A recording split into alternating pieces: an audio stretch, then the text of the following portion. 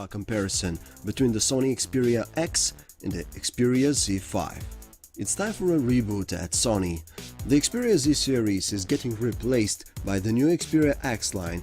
Sony takes pride in the visually distinctive style of its phones, and the Xperia X is an evolution rather than a revolution over the design of the Z series.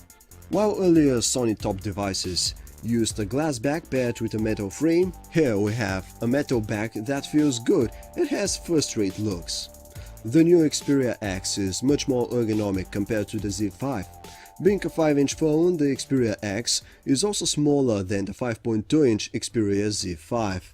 Speaking of screens, both the X and the Z5 come with IPS LCD displays with 1080 by 1920 resolutions.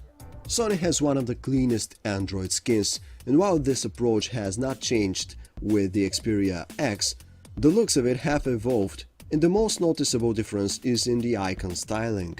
There is a big difference in what's under the hood in these two. The new Xperia X features the Snapdragon 650 system chip, while the Xperia Z5 sports last year's top chip, the Snapdragon 810. And while the Snapdragon 650 is the newer chip, it is of the mid-range family, while the 810 is a top-end affair and outperforms it. Apart from the refreshed design, the biggest reason that Sony has in convincing you to switch to its new X series is an improved 23-megapixel camera that supports the fancy new predictive hybrid autofocus technology. This feature is supposed to make it much easier to capture moving objects in sharp, good-looking images.